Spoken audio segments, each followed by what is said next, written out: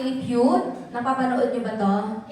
Hindi ko hindi niyo napapanood. Wala kayong TV, madam. Kawawa naman to. Madam, Christmas party naman, bigyan na natin ng TV to. Ha? Asya ba? Kanina ko pa sagutan siya. Ha? Marami. Lasing ka na ba? Hindi pa naman. Parang lasing ka na. Alam niyo naman siguro ang Family Feud, di ba? Group number 2, alam niyo na to? Alam na, oo. Alam niyo naman na top answer, may points kayo na maiipon. At syempre, ang unang makatatlong mali ay mag-i-steal ang kabilang grupo. Yes? Agree ba? Ba't parang lungkot niyo naman? Palakpakan na. Palakpakan naman everyone, oh! Medyo challenging to kaya... Parang isa rin sa mga pigaan ng utak. Yes. Kasi marami talaga sa isang tanong dito na nakalagay sa nabinigay sa atin. Lahat naman ng sasagot nyo is tama. Ang pagbabasihan lang natin is yung mga na-survey natin na nandito mismo. Kasi walang maling sagot talaga dito sa Family Feud. Lahat naman tama. Kaso kailangan sundin lang natin kung ano po yung nandito na sagot at yung merong highest point. Correct. Kaya naman, sino ang napili niyong magiging leader niyo ngayong round? So, ayan na po nasa harapan. At doon sa grupo, meron na din. Parang nagbago isip ni Madam. Sige, ready na po ba? Sige, kung ready na po, pumalakpak! Come on! Yes. Siyempre, yung mga nasa pangalawa, atras lang po muna ng konti dahil one-on-one game yan. Kung sino ang makakakuha ng top answer, sila ang maglalaro at sila ang tatanungin na kung pass or play. Gets? Gets. Kaya naman, here's the question. Ask mo na yung kamay. Yan. Yes, kamay lang po sa dibdib. Magbigay ng bagay na sinusubo pero hindi nilulunok. Alerto. Perfect ka dyan. Answer. Sinusubo na hindi nilolunok. Yes. Bubble gum. Bubble gum. Tingnan natin kung nasa top score ba yan. 15 points. 15 points! Hindi pa nakukuha ang top So, answer. ibig sabihin kasi kailangan natin makita dyan Yes. is yung nasa number 1 as in ating top answer. Yes. Kaya naman tatanungin din natin si Madam. Pass or play? Ay, sorry, pag nakasagot pala, pass or play na pala siya. Okay. Oo, kasi meron I'm so sorry. Oo. Kaya naman, Kung sino- sige. Sige, Madam. Nasa inyo po ang desisyon kung gusto mong pahirapan yung kalaban o kayo ang mahirapan. Kaya ano ang desisyon mo? Pass or play? Ay, matapang to. Play. Yan ang tinatawag na small but terrible. Sige, Madam, pwede mo naman natin bumalik po sa pwesto ninyo. So, ulitin natin ang katanungan. Magbigay ng bagay na sinusubo pero hindi nilulunok. No need to present, Madam. No need Oo. kasi... Wala na po kayong kalaban. Sige. Kutsara! Kutsara, tignan Tingnan natin natin. kung nandito pa sa atin. Ang kutsara ba ay pasok o ibali mo? Ito ang ating top answer. Come on, reveal! Oy! Nasa top answer. Kaya naman kayo ay may... Ang hirap kwentahin eh. O sige, isunod naman po. Meron na sila 43 points. 43 points. Oo, mag-usap-usap na po yung kabilang grupo kasi malay mo, makatatlong mali sila. Tama po ba, boss? Yes, at Tatlong mali makaskill lang. kayo. Huwag niyo iparinig sa kanila para hindi kayo para hindi kayo maisahan. Yes, para kay Ate Girl. Sige. Magbigay ng bagay na sinusubo pero hindi nilulunok. Lollipop. Lollipop! Tignan nga natin kung nasa screen natin ang lollipop. Yes! 25 points! Kayo ay meron ng 68 points. 68 points na. Wala pa silang mali. Pero may chance pa din yung kabilang grupo. Sige. Eto. Uy! Magbigay ng bagay na sinusubo pero hindi nilulunok. Paso.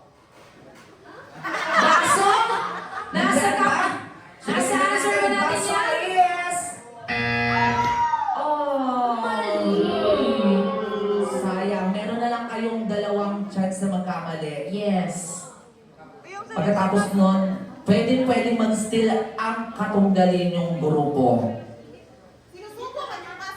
Magbigay ng bagay na sinusubo pero hindi nilulunok. Straw po.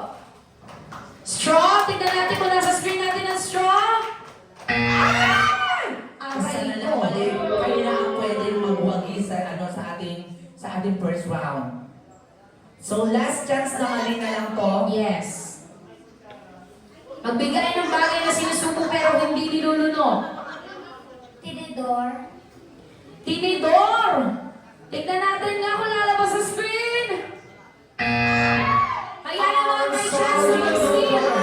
So ibig sabihin, malinis ang naganap. Nakatatlong mali na po ang group 1. Nasa group 2 na ang chance. Yes. Pag po ang sagot ninyo, sila Ang magkakamit nung naipong points ng ating group 1. kaya naman, ready na po ba? Magbigay Isang sagot lang. ng bagay na sinusubo pero hindi nilulunok. Kamay. O ganito, kamay ang sagot ni Madam. Yung ibang mga kasama niya, tanungin muna natin. Sige, Kung sige. ano yung sa palagay niya ang sagot na nandiyan sa ating chart. Ano yung naisip mong sagot? Buto. Buto. Yung isa, Nga. yung naisip nyo lang na possible answer. Buto. Buto rin ang mga sagot nyo. Buto. So ang magdi-decide syempre itong nasa harapan. So ano po ang desisyon? Ano ang bagay na sinusubo pero hindi nilulunok? Kamay! Kamay, lalabas ka ba sa screen?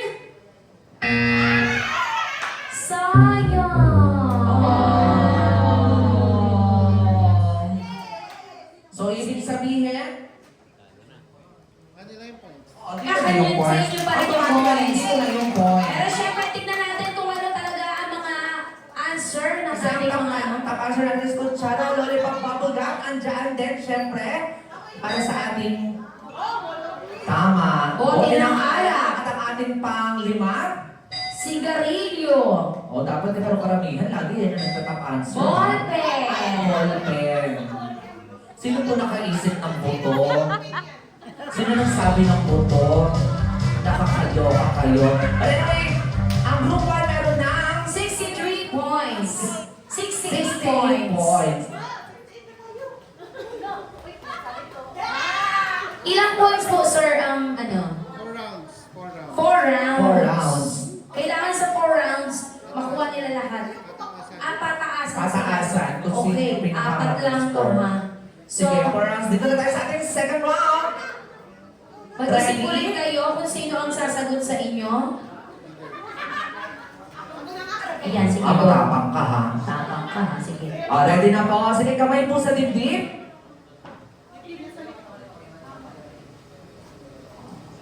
Ano ang karaniwang ginagawa sa dilim? Yes. Bilis nyo ha.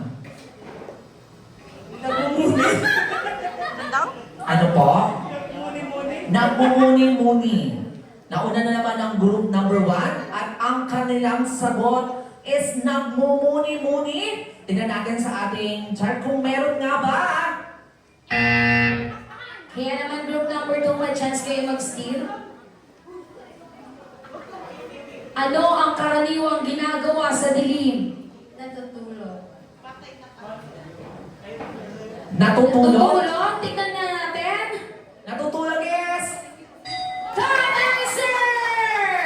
top answer. Agad nakuha na nila. Nakuha agad. Kaya naman tatanungin kita, pass or play?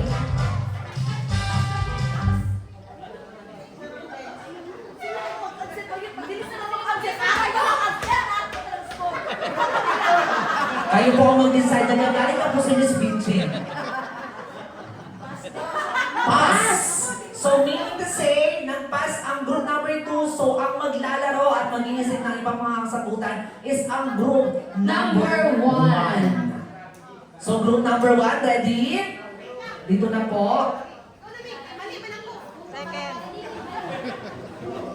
Kasi nakuha ng group number 2 ang natutulog na ating Top top answer. answer which meron siyang 30 points. Pag nagkamali sila sa kanila na Ano ang karaniwang ginagawa sa dilim? Taguan. Nagtatago-taguan? Tignan nga natin kung nasa chart natin yan. Nagtatago-taguan o nagtatago? Pasok. Pasok. Paalala lang Paalala po, tama po ba, boss? Isang mali lang po nila automatically. Tatlo. Tatlong mali. Parang sila na yung nag-play eh. Parang sila na yung nag-play at pwede sila mag-steal. Kaya naman, next. Ano ang karaniwang ginagawa sa dilim? Umiihi. Umiihi. Sanay na sanay kayo, ginagawa niyo siguro yan, pa nasa sanay pa kayo. Nandyan pa sa atin. Nasa ating card pa, ang umiihi. Nakadalawang mali na sila. So isang mali na lamang po, points na nila. mapupunta na talaga yung points na po ng group 2. Although they need to still pa rin po. Tigil ko na lang. They need to steal. Kasi sila, nagpas kasi sila. Pass Opo. sila eh. Opo. Parang pag hindi ko nasabi, Parang automatic po i-continue sa nila. kanila na po mapupunta yung points. Opo. Hindi na nila kailangan sumagot. Points na agad nila pag nagkamali dito. So lahat ng total na na-reveal na sa group, yun mapupunta sa kanila. So last chance para sa group 1. Last chance! Ano ang karaniwang ginagawa sa dilim? Next. Tapos na po kayo, di ba? Nanonood ng sine. Ano po? Nanonood ng sine. Nanonood ng sine? Nanonood ng sine is... Kaya naman, tatlong mali na po kayo. Sorry. Ang points ng ating round 2 ay mapupunta sa grupo ng number 2. At sila ay may 40 points 40, na. pero still, nangunguna pa rin syempre ang group number 1 Dahil sila with ay 68 points. Yes, 68 Pero points. kayo magamba, group 2, dahil meron pa tayong 2 rounds pa na natitira. Kaya naman, diretso na tayo sa ating third round. Reveal the answer. Sorry. Andiyan na natutulog, pagtatalik o pagkahalikan, umiiyak, nagtatago, kwentuhan, takutan. Yan. Ayan po ang ating mga kasagutan. Like what I said earlier, wala namang pong maling sagot na kailangan na natin ibasa sa lahat ng ating mga Survey. na-survey. Yes. Kaya naman, ito na ang ating... Sino na po ang napili niyo magiging leader ulit sa round na ito? Si Madam na. Ready na po? Para sa ating round 3. Magbigay ng mga salitang pwedeng pang-describe sa saging. Yes, Madam. Mahaba. Mahaba. Tingnan niya natin kung nasa screen ang mahaba. Mahaba ay 10 points. Kaya naman, Madam, pass or play? Play. Okay, so this time, pinili nila ang mag-play. Sila naman ang gustong mag-isip at sila magbibigay ng mga sagot. Mga possible answers. Sige po, nasa na po yung pangalawa. Madam, ikot mo na siguro sa likod, Madam. Next. Next, po, Madam. next na po. Magbigay ng mga salitang pwedeng pang-describe sa saging. Madilaw. Madilaw. Madilaw? Tingnan nga natin. Ay, meron. Yes, Oy, meron. pangalawa natin yun. Pangalawa. Oo. Pero meron na kayong 25 points. Tingnan natin kung magtutuloy-tuloy ito. Magbigay ng pwedeng pang-describe sa saging. Masarap. Masarap. Oo, kasi di ba, totoo din naman. Ano So, yan? tingnan natin, masarap. Pang ilan kaya ang masarap? Reveal! Top answer! Top answer. So, 25, 50, 10. Meron na sila agad 50 points. 50 points. Yes, magbigay ng mga salitang pwedeng pang-describe sa saging. Masustansya. Masustansya. Masustansya, nasa screen ba natin yan? Oh. So, meron pa kayong chance. 2 mali na lang po. At syempre mabibigay natin sa kabila ang chance na makuha ang lahat ng points. Yes, next, madam. Next po. Next po. Magbigay ng pwedeng pang-describe sa saging. Matamis. Matamis. Nasa answer ba natin yan? Yes!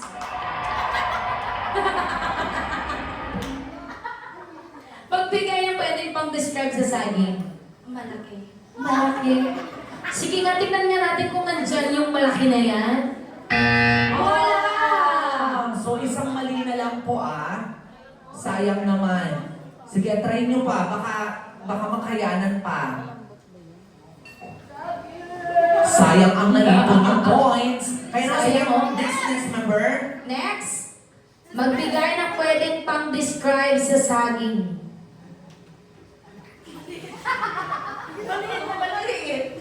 Maliit. Maliit. Tignan nga natin kung nasa answer natin yan. Ay! Kaya naman. Sayang naman. Yes po, kaso isang sagot lang po sa Yes, kanila isang dapat. sagot lang. So mag-isip na po kayo, pag-usapan nyo na magkakasundo kayo, dapat isang sagot lang. Nasa inyo po ang chance kung sa inyo mapupunta ang points or mapupunta pa rin sa ating group number 2. Yes. Kaya naman, magbigay ng salitang pwedeng i-describe sa saging. Your answer is? Malambot. Malambot! Nandiyan ba? Reveal! Kaya naman. Ang 62 points ay mapupunta sa group number 1. Sayang. Yung nasabi nila is maliit. Yes. Oo, sabi nila maliit. Kaso ang nakalagay po dito is mataba. Mataba. Oo. Kasi wala rin ako nakita ditong malaki. Parang mataba lang sa kamahaba. Oo. So, ilan na points po ng group number 1? 130. 130 at ang group number 2 is has 40. 40. 40. So, eto na. Tingnan natin baka makahabol yung group number 2. Yes, dahil ito ang ating last Oo, round. para sa ating question number 4. Question number 4. Sige, kamay po muna sa dibdib. Magbigay ng tunog na nililikha ng katawan. Ano yung gano'n? Ano po tawag dyan, madam? Snap. Ano yung snap? Snap, tignan nga natin kung nasa answer natin yan. Wala.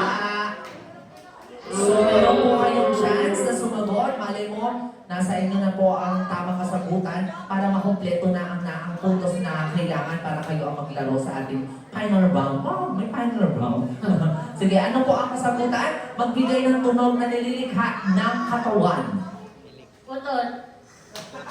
Ano po? Putol. Kala ko minura niya ako. Hindi.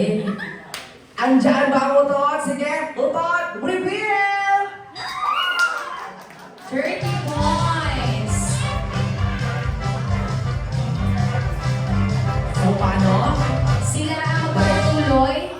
Tuloy pa po natin to or sila na agad kasi sila rin ang bigay kasi talaga sila 100 plus 30, points yes. plus 30. Pero bago natin sila syempre bigyan ng premyo ba? Reveal muna natin yung mga Answers. possible answers na nakolekta natin. Meron tayo dyan na hilik, sipol, dighay, palakpak, ayan, what's yours this? Yung snap, tama din naman kasi yun. Kaso nga, hindi wala siya- lang talaga Hindi dito siya sa pasok list sa mga natin. na-survey natin. Kaya mga congratulations, group number 1. Ito na ang inyong prize.